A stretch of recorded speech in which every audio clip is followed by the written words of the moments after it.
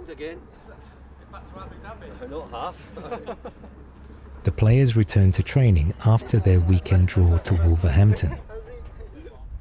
Their next game is against West Ham United at Goodison Park. Everton are currently on a good run of form and have not lost in the last 8 league games. Both Everton and West Ham are currently on 33 points, so the game should prove to be a close contest. But with Everton's better form and the fixture being played at Goodison Park, the fans will be slightly optimistic that they can get all 3 points from the game. David Moyes will be up against some familiar faces as he previously managed West Ham before joining Everton. The West Ham board decided to not renew his contract and let him leave, even though he won them their first trophy in 43 years. Not as friendly. Good. Nice. Switch over.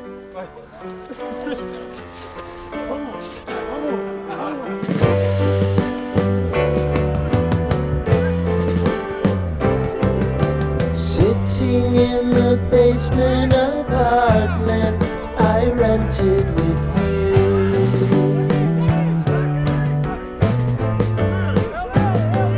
Remembering the holiday party we had with the crew.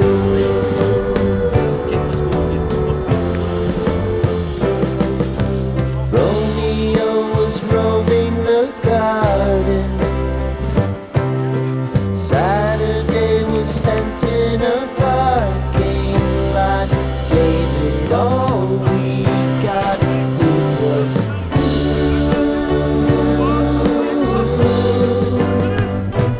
so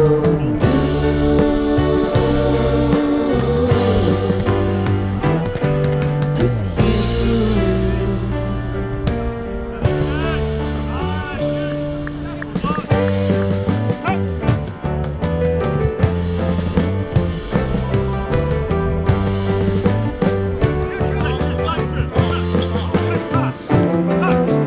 Following the leader down 8th Street to get what we can.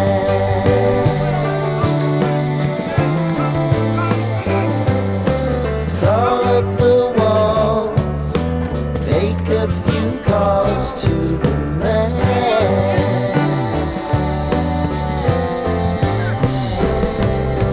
Promising the prominent angle. Find the square feet of the triangular man who always had the land.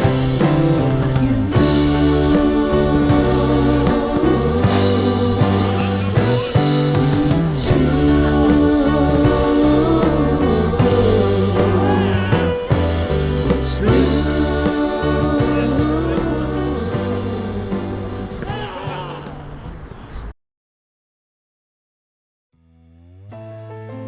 Everton and West Ham, two clubs rooted in over a century of history.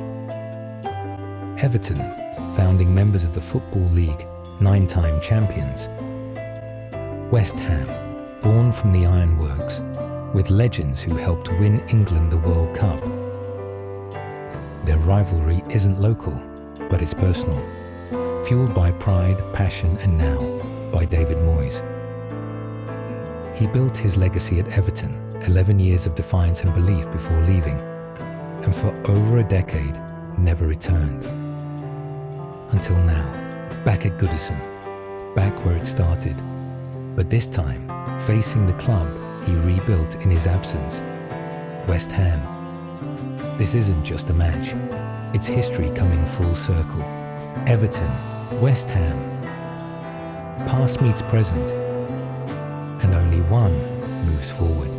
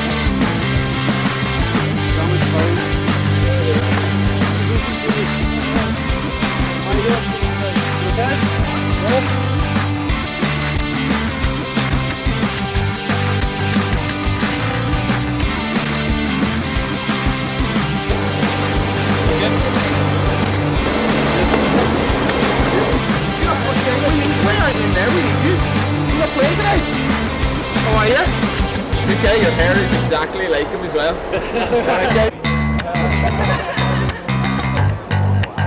Hello, you're right, okay? Nice to meet you. You look just like Jordan Murray. Are you okay? You excited? Yeah. Good lad, hold on.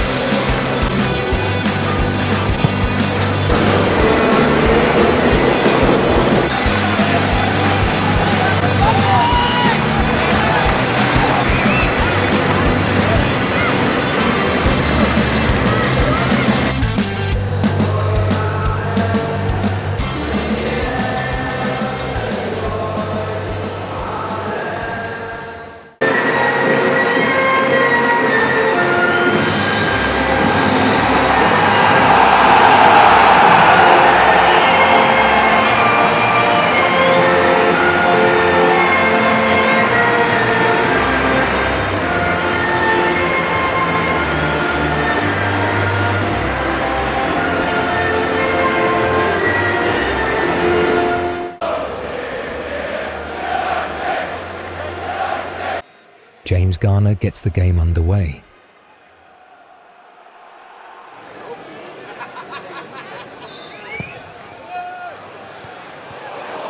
Pickford makes a good early save from a West Ham corner.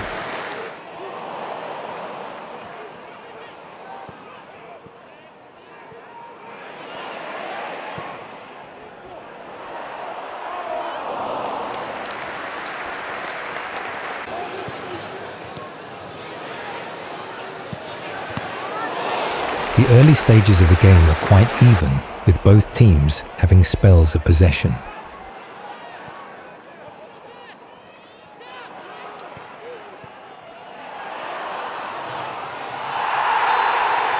Beto falls to the ground, and Everton are awarded a penalty. We'll now go to VAR, checking for a penalty foul.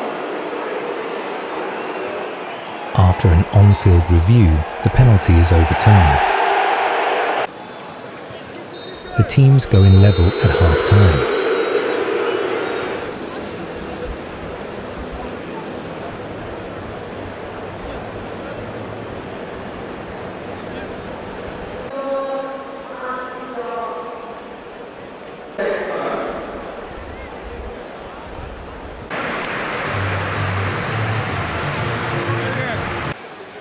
The second half is well underway, and West Ham break the deadlock at Goodison Park.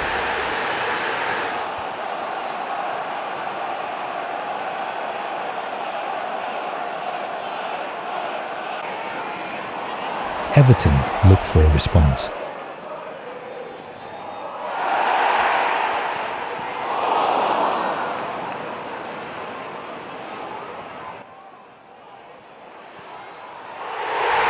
O'Brien equalises for the Toffees with only minutes to go.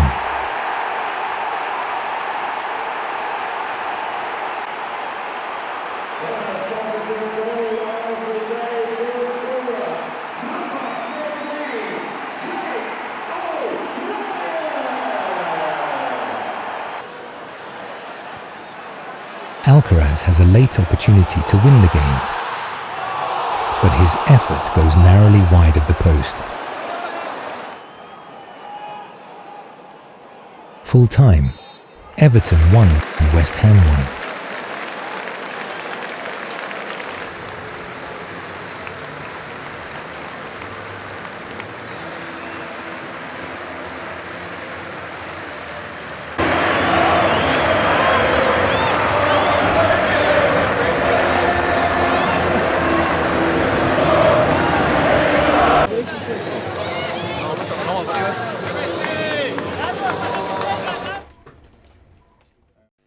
Jake O'Brien, what a goal and what a way to finish the game.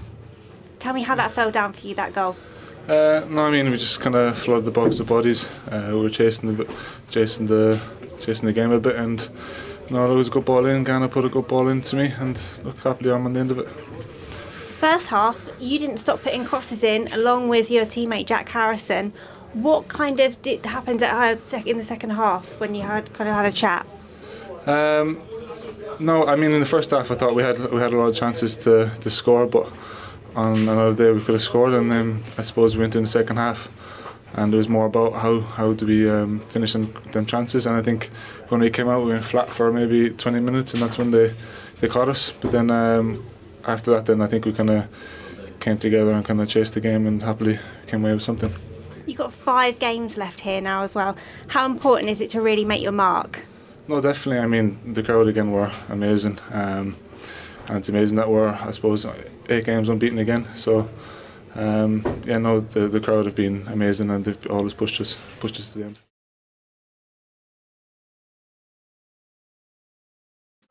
We got a big game on Sunday, have we, Jake? Got a big game Sunday, have we? Amari, how are you? Good, yeah. Kings, how are you? Yeah, I'm good. There's definitely been a buzz around with the boys, and it's probably been here for like the last couple of weeks once we got announced. Yeah, it's a fantastic occasion, you know, for myself and the players. A lot of them have been in the academy since they were young boys, and it's a fantastic opportunity for them to play, and then also for their families to come and watch them. Good to see the legs out, Brad. Need to get mine out at some point. Welcome back. I hope we've had a good few days break, okay? Well deserved. Today we're just getting into some free team stuff, all right? So do 3 little practices, keep us in the teams, nice and competitive, and then we'll start building towards the game tomorrow and the day after, okay? So good 3 days preparation, get you back into it, and then a great day to look forward to Sunday, yeah? John, take away. Leave the balloons there, lads, we're on the bottom pitch. It'll skip, walk through all the way up to the cone, then jog it off. Go! Bang! Break! Go! Bang! Go! Start livening it up. Don't forget to break. I guess for people who don't know, you know, how long have you been with Everton now? I played for Everton when I was a kid, Yeah. so I moved away from Newcastle, and I moved here when I was 16 to start YTS it was then.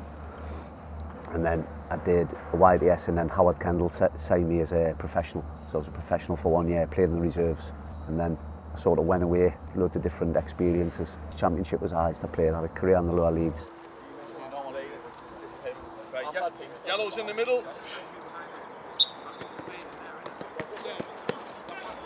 So if I'm in pressing, and I'm a 2 in there pressing, what might I get from behind me? Yeah, some information, some support, some encouragement from the lads, because that's so important. Them 2 are going to get the ball back. You stop that switch, you stop getting the point against you. Okay? So work together when you're defending. Go, go, go! Yes, go on. Check time, switch it. Tip, play.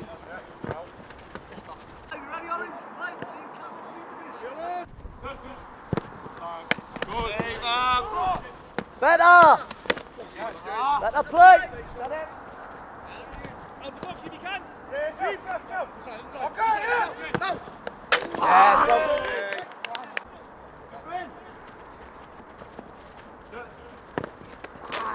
How are we going to get the ball?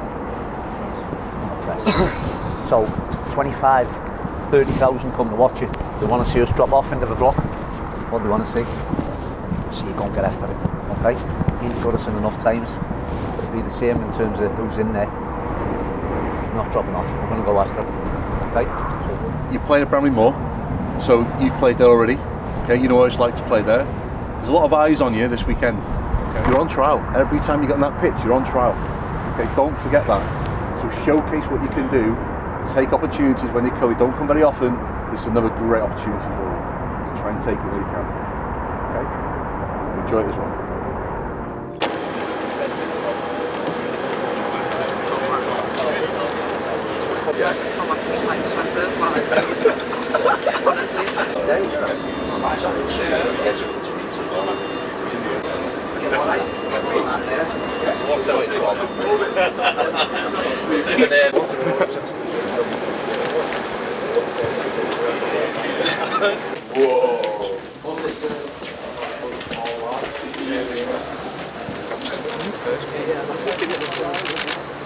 I'm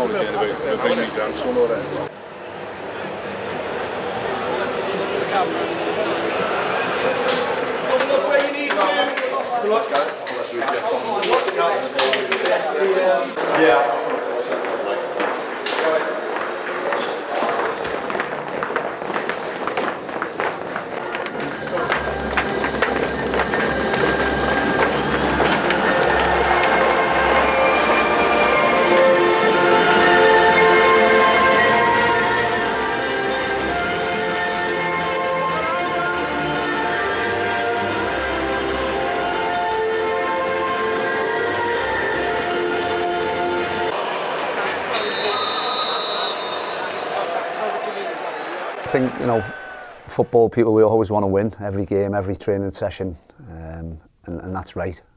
But we have to also see the bigger picture as developers, as young players. We have to see their journey and where it is and what's the next step for them, and sometimes not get too wrapped up in the here and now in terms of a important result. But it can be difficult at times because, like I say, we all want to win, and good habits for the players to have that winning mentality. But we believe that a winning mentality is formed in training. It doesn't just appear on a match day. So, you know, all the habits and behaviours that we're trying to instill in the players to form that winning mentality, we believe that it's happening every day in training and in around our environment, really. It's really important to myself and if you ask most of the staff in the academy, you know, I think you have to see them as young lads, before you see young player, and you have to develop them relationships with them. It's 24/7. You know, if one of the lads needs me at 10:30 at night and something's happened and, you know, my phone's on, whether it's a WhatsApp or a call, and I think for them to know that I'm always there for them in terms of that, it's important, and not just me, you know, the whole of the academy staff.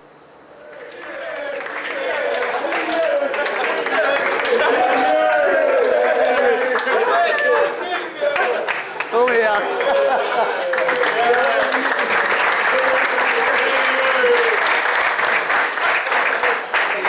What we said all week is that we just wanted you to give the best, okay? Give it really good impression of yourselves individually, and we said more importantly as a team and as a squad, and we did, okay? First half, fantastic, and then the boys who come on equally as good, okay? And then you still managed to get that win as well, being the first team that's won at the new stadium.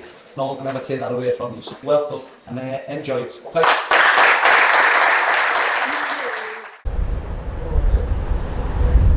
All right, mate.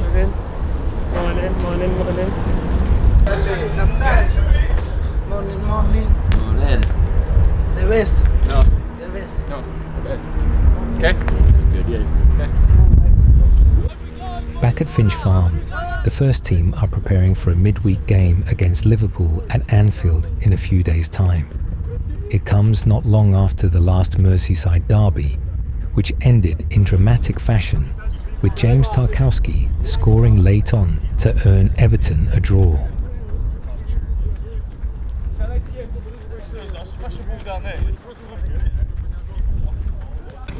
Iliman Ndiaye returns from injury and could be fit enough to make the matchday squad, but Everton will still be without several key players for the game. Vitaly Mikolenko is also a doubt after getting injured on international duty. On my whistle. Go all in for the first bit. Treat yourself. Because remember, it's classes. If you stay on it, that's not going to help you. Ready? The hose pipe on start. Go in. 1, 2, 3, 4, 5, 6, 7, 8.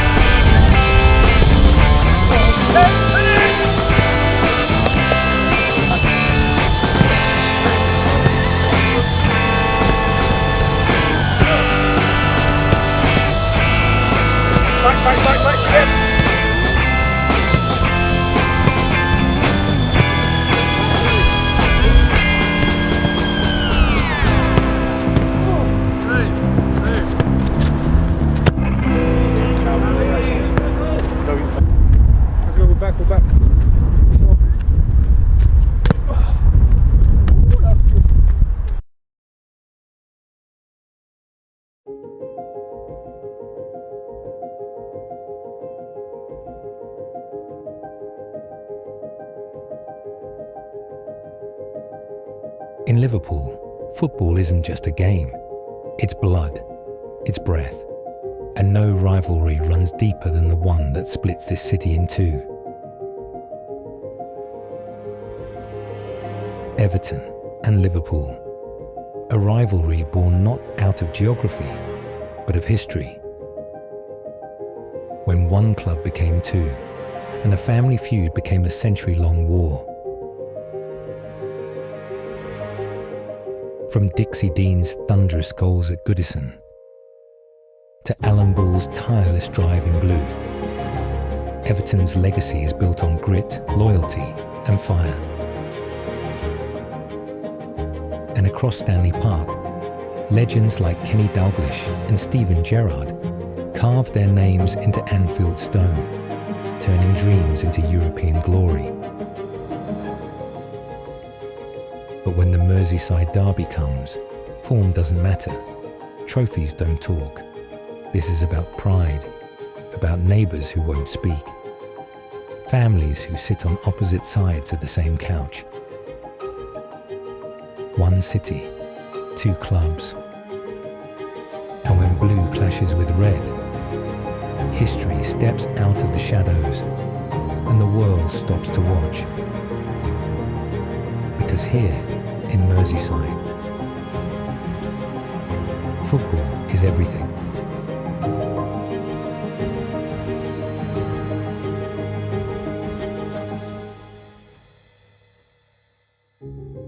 Liverpool versus Everton.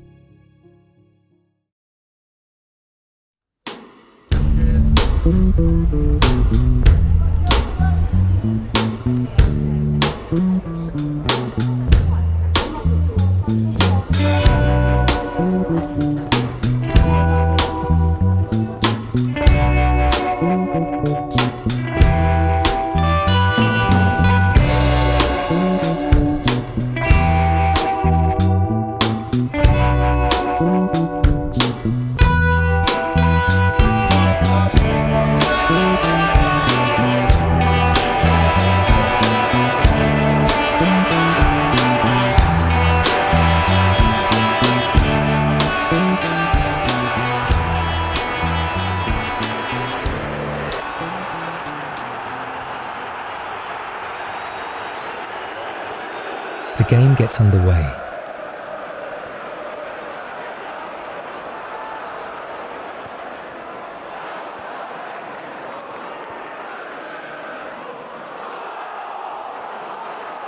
Liverpool have an early shout for a penalty, but the ball is judged to have gone out of play before the challenge was made on Diaz from Jake O'Brien.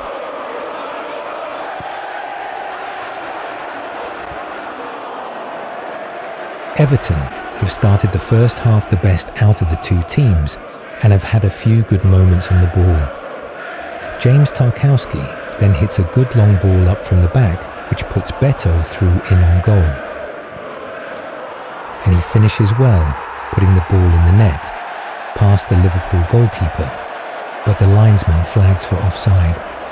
After a VAR check, the on-field decision of offside stands.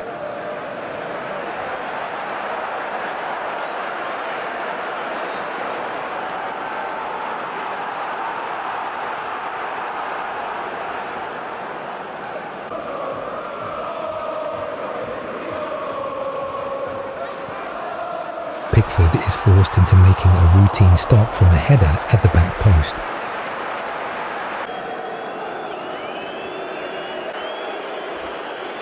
Beto finds himself through in on goal again, this time onside, but his shot cannons off the post.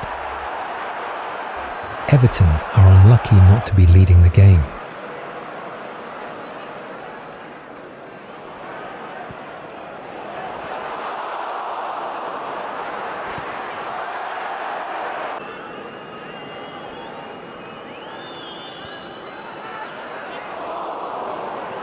The first half somehow ends goalless after a promising display from Everton in the first half.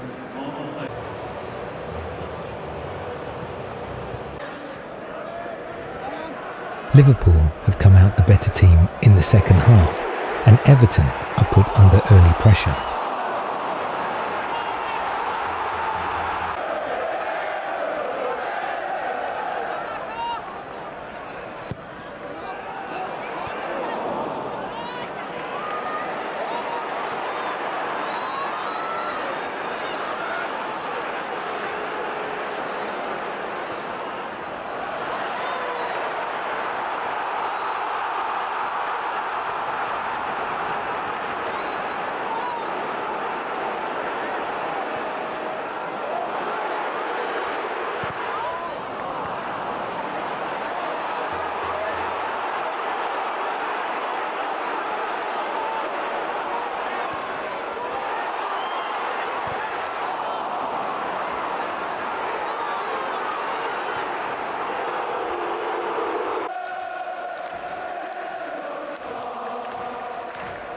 Jota gives Liverpool a controversial lead as Luis Diaz, who gets the assist, was standing in an offside position when Tarkowski made the block.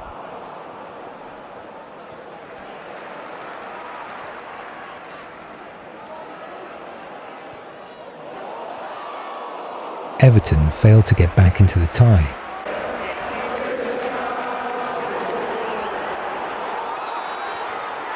The game ends in defeat for the Toffees, ending their unbeaten run of 9 games in the league.